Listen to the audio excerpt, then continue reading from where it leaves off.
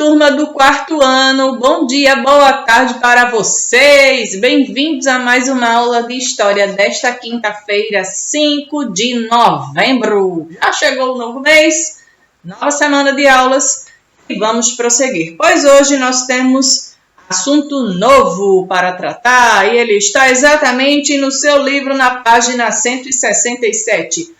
Porém, faltou corrigir uma tarefa de casa que passei anteriormente, que foram nas páginas 165 e 166. E faltou fazer essa correção. Essa tarefa da página 165 eu passei na quinta-feira, no dia 29. E como faltou corrigir na sexta, vamos fazer a correção agora, certo? Pegue seu livro de história. Abra-o na página 165. E esse assunto foi sobre os engenhos de açúcar. Vamos lá? Correção. Primeiro, escreva SE para as alternativas relacionadas aos senhores de engenho e E para as relacionadas aos escravizados. Eu nunca gosto de usar essa palavra escravo, a não ser que seja trabalho escravo, aí é outra coisa. Mas escravo mesmo se referindo a uma pessoa, eu prefiro utilizar a palavra africanos ou escravizados. Moradias grandes com vários cômodos. Quem é que morava numa grande casa que tinha diversos cômodos? Quem eram os? Eles, os senhores de engenho. Vocês escreveram então as letras SE. Próxima alternativa. Barraco onde havia apenas uma única porta. Letra E, de escravizados. Não conviviam muito, eram separados devido ao trabalho de dia. A mesma coisa, também os escravizados. Letra E. Eram chefes de famílias, a esposa e os filhos deveriam sempre obedecer-lhes. Quem era? Senhores de engenho, vocês completaram com SE. Ficou então CES. Ok? Segundo, marque um X nas palavras que representam todos os elementos que podemos encontrar em um engenho. Dentro de um engenho existem vários elementos. E tem algumas alternativas aqui para vocês marcarem apenas os que compunham os engenhos. Banguê, sim ou não?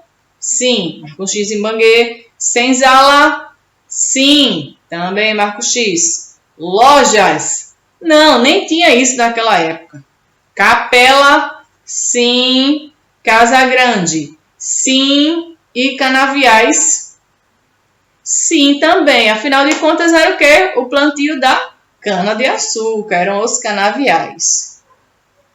Vocês marcaram todos, menos a palavra lojas. Terceiro, desembaralhe as sílabas e descubra o nome da residência do senhor de engenho, que se chamava o quê? Casa Grande. Tem aí as sílabas ZA, essa entre vogais nesse caso, K, D e GRAM. Casa Grande, vocês separem com o hífen. Tia, eu coloquei as palavras separadas, mas não coloquei o tracinho. Coloque o tracinho, pois é uma palavra composta, certo? Precisa colocar esse hífen. Quarto quesito, pesquise e escreva produtos que podem ser fabricados a partir da cana-de-açúcar. Você sabe quais são alimentos ou outros produtos que são fabricados com a cana-de-açúcar? Além desse caldo de cana, o que é que mais é feito? A rapadura, o álcool e também o próprio açúcar. É feito tudo isso e mais elementos, certo? Tem mais também. Entenderam? Vocês vão escrever essas alternativas separando cada uma com vírgula, começando com letra maiúscula e encerrando com ponto final. Virem a página 166. Quinto, observe as imagens e escreva o nome de cada instalação de um engenho. Vocês colocaram de acordo com esses nomes que tem aqui. Esses no segundo, certo? Alguns aparecem aqui no segundo quesito.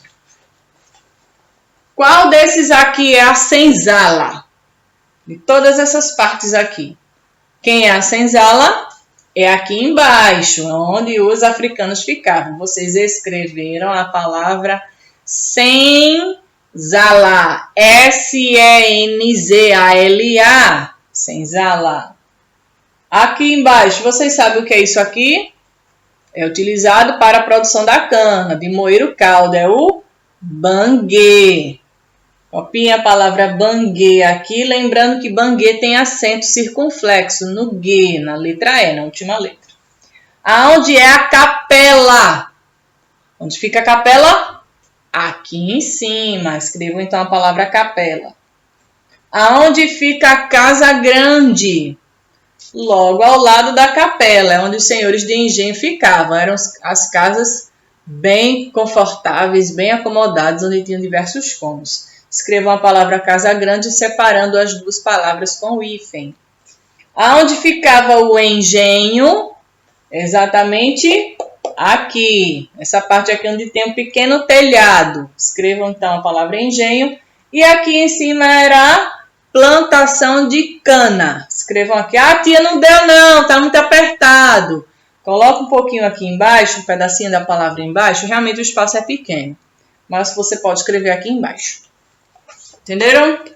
Sexto, relacione a segunda coluna de acordo com a primeira. Número 1, casa grande. 2, capela. 3, senzala. 4, moenda. 5, canaviais. 6, caldeiras. Primeira alternativa, local onde eram realizadas as missas, os batizados e os casamentos. Eram realizados na capela, lógico. Número 2. Local onde morava o senhor de engenho. Na casa grande. Número 1. Plantação de cana-de-açúcar. Eram chamados de os canaviais. Número 5. Onde o caldo era fervido e purificado em tachos de cobre. Eram nas caldeiras. Número 6. A habitação dos escravizados ou habitação dos africanos era o número 3. Eles ficavam na senzala.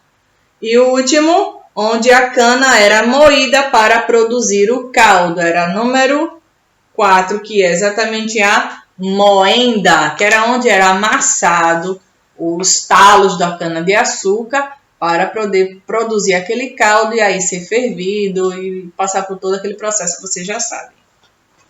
Até aqui tranquilos sobre esse assunto dos engenhos de açúcar.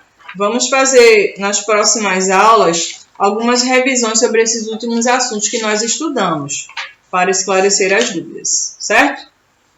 Agora nós vamos para a página 167. Tem um texto para nós lermos sobre a descoberta do ouro no Brasil. Algumas semanas atrás nós já conversamos sobre o ciclo do ouro, mas vamos falar o que aconteceu um pouquinho antes da descoberta do ouro no Brasil. Vamos ver o processo que foi até esse ouro ser descoberto. Acompanhe a leitura. O cultivo da cana-de-açúcar promoveu o surgimento de vilas que se tornaram cidades mais tarde. Começaram com pequenas vilas, foram aumentando a quantidade de casas, a quantidade de pessoas e aí surgiram as cidades. Foi daí que surgiram. Porém, outra atividade econômica depois de 150 anos possibilitou o aparecimento de novas vilas e, por consequência, o aumento da população em áreas afastadas do litoral. Começou a se expandir território adentro no Brasil, onde até então não havia habitações. Começaram a se espalhar para mais dentro do interior, onde hoje em dia tem algumas cidades, alguns bairros que são um pouco mais afastados do litoral. E aí começaram a surgir novas casas, novas construções. Foi a exploração das riquezas minerais. Houve uma verdadeira corrida para aquelas regiões, principalmente Minas Gerais, Mato Grosso e Goiás, quando começaram a circular as primeiras notícias da descoberta de minas de ouro. Naquela época não havia internet, não tinha nada disso para as notícias rapidamente serem espalhadas, era no boca a boca. Algumas cidades já existiam jornais, dependendo também da região, mas aí as notícias eram espalhadas assim, não tinha rádio para as pessoas ouvirem, não existia. E aí era assim, as pessoas transmitiam de uma para a outra, era assim que as notícias se espalhavam. Hoje em dia isso também acontece, porém com o avanço da tecnologia e com a internet, rapidamente alguma coisa que aconteceu lá no Japão, aconteceu agora. Daqui a 2, 3 minutos, 5 minutos já está em vários jornais, vários canais de comunicação, só que naquela época não era assim. Como não existia ainda a tecnologia, então as pessoas passavam de uma para outra e as notícias se espalhavam, especialmente em cidades pequenas, onde tinha aqueles vizinhos que moravam próximos. Rapidamente as notícias se espalharam. E uma notícia dessa aí é que se espalhava mesmo. Vejam, ouro foi encontrado no Brasil. E aí as pessoas cresceram o olho e querendo pegar um pouco para si. Continuando o texto. Muitos brasileiros deixaram suas casas e foram para as minas. Pois é, muitos deixaram seus lares e foram atrás para ver se encontravam ouro, realmente para enriquecer, para ganhar dinheiro, para melhorar de vida, pois a situação no Brasil não era muito boa. Eram boas para os senhores de engenho, para quem eram os donos, aí sim eram boas, mas para a população mais pobre era uma época bem difícil. O rei de Portugal, que nessa época governava o Brasil, queria tirar o máximo proveito dessa nova atividade econômica, claro, e taxou o ouro com impostos pesados. Tão lindo ele. Dentre eles, o famoso quinto, aquele quinto que nós falamos, que obrigava os mineradores a pagar 20% de todo o ouro produzido no Brasil a Portugal. Eles tinham o trabalho, essas pessoas que iriam lá buscar o ouro, eles tinham o trabalho de sair de suas casas, ir até lá para buscar o ouro, para trazer, porque eles tinham que quebrar as pedras para poder trazer o ouro e tal. Tinham todo o trabalho, desgaste físico para poder trazer esse ouro, mas tinham que pagar 20% para Portugal, porque o rei de Portugal dizia que aquele ouro era dele, que a terra era dele, que tudo era dele, tudo é meu. E as pessoas pagavam altíssimos impostos. E até hoje a gente paga imposto de tudo que a gente consome. Até um chiclete que você compra, um biscoito, qualquer coisa que você comprar, você paga uma parte daquele valor. É de imposto. Você sabia disso? Pois é. Quem ficou com boa parte do ouro brasileiro foi a Inglaterra. País que produzia e vendia mercadorias tanto para o Brasil quanto para Portugal. Observem que aí tem uma foto recente, não é uma foto daquela época, até mesmo porque não existia máquina de fotografia, eram mais pinturas. O ouro extraído na sua maior parte não ficava no Brasil. Além dos impostos, todos os produtos deveriam ser pagos em ouro. Com a mineração brasileira, a Inglaterra acumulou grandes reservas de metais que contribuíam para que esse país se transformasse em uma grande potência econômica mundial da época. Naquela época era um dos poucos países ricos que tinham bastante dinheiro. O Brasil, coitado, até hoje nunca conseguiu passar de subdesenvolvido. Nunca se tornou ainda, até hoje, um país desenvolvido, como os Estados Unidos, Canadá e alguns países da Europa. O Brasil nunca se tornou um país desenvolvido, sempre é subdesenvolvido, pois sempre precisa de melhorias. A gente sabe que nosso país precisa muito de melhoria em praticamente não, em todos os setores. Desde aquela época a gente paga imposto, desde aquela época de Dom João VI. No final do século XVIII, a mineração começou a declinar, porque o minerador não possuía tecnologia para explorar o ouro e uma oportunidade a uma profundidade maior para fazer as escavações. Não tinha tecnologia para poder fazer a extração do ouro que estava lá enterrado mais profundamente. Tinha que ser tudo no braço. Então, não tinha braço, não tinha coluna, não tinha corpo que aguentasse tanto desgaste físico. Os donos das minas ficaram em situação muito difícil. O Brasil deveria pagar a Portugal um imposto fixo anualmente.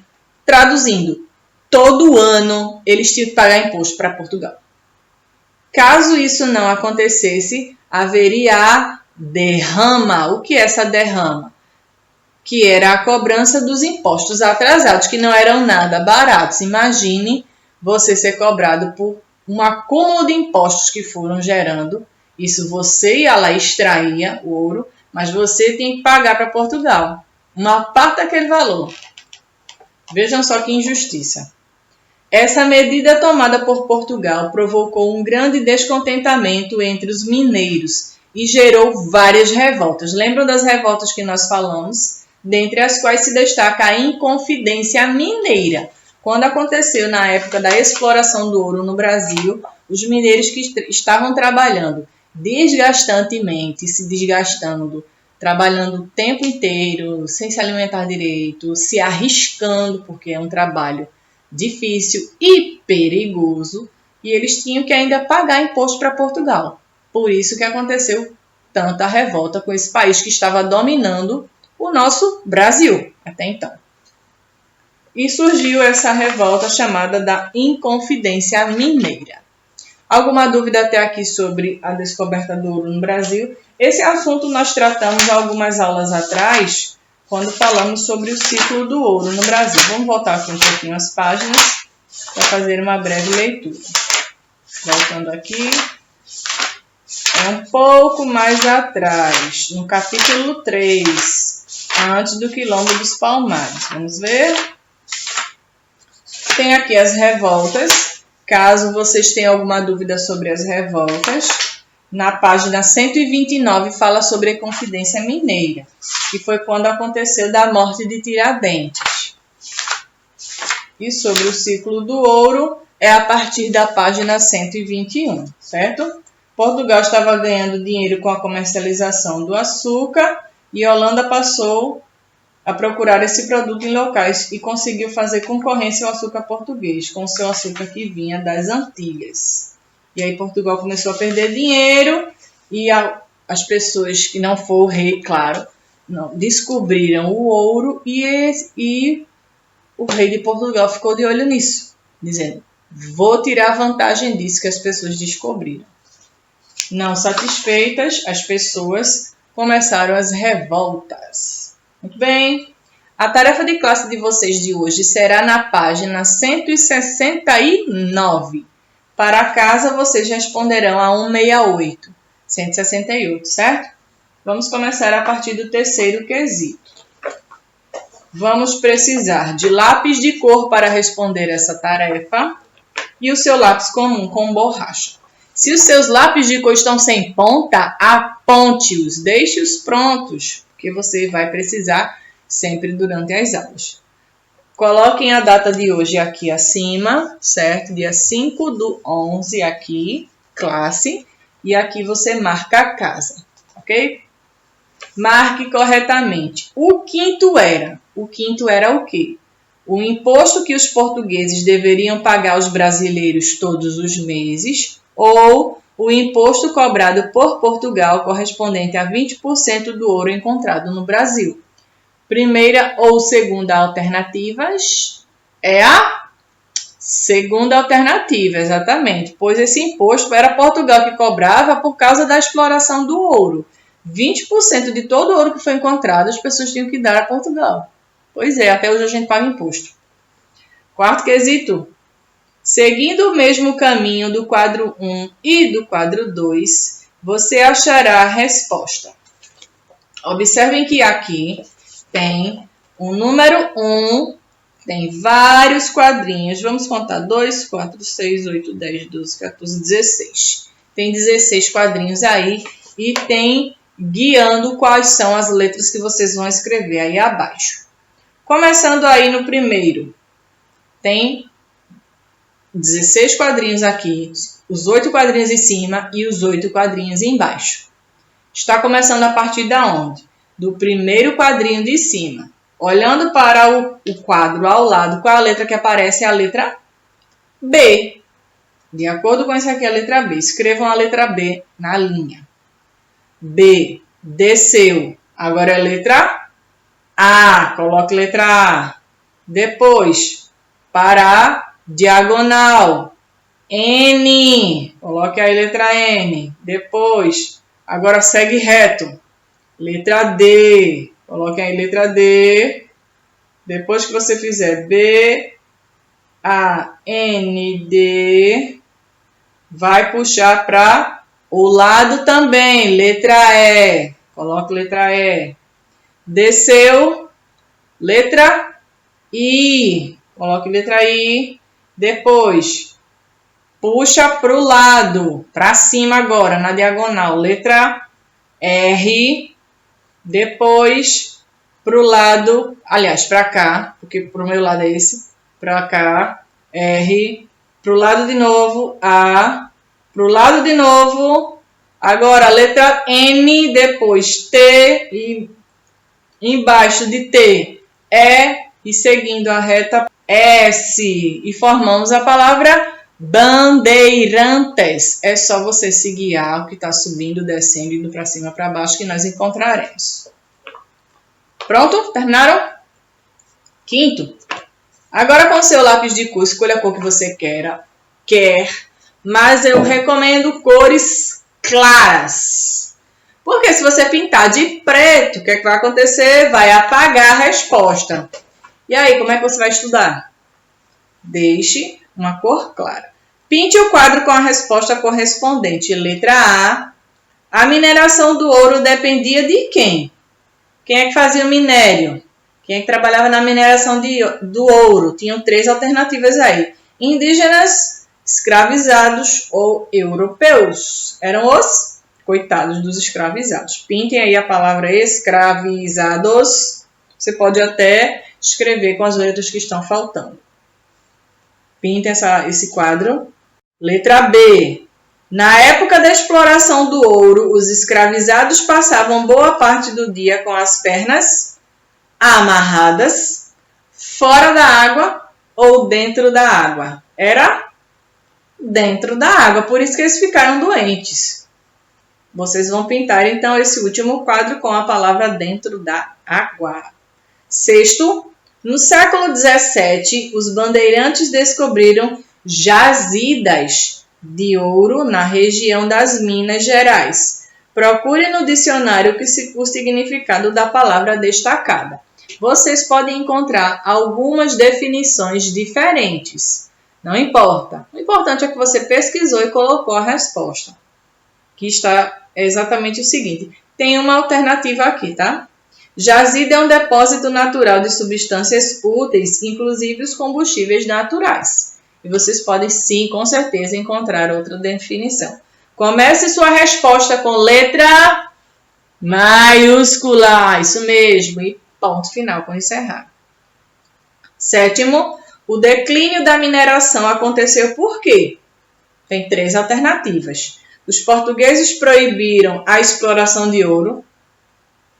A Inglaterra invadiu as minas para pegar todo o ouro.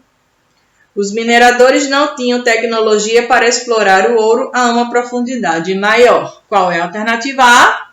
A última. Eles não tinham, realmente, não tinha raio-x, não tinham aquelas máquinas pesadas que podiam fazer as escavações mais profundas, não tinham nada disso.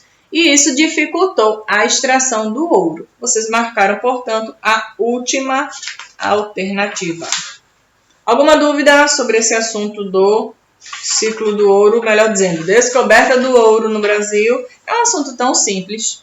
Vocês vão responder como atividade para casa, a 168. Observe o mapa do Brasil e pinte os estados em que se desenvolveram as atividades mineradoras.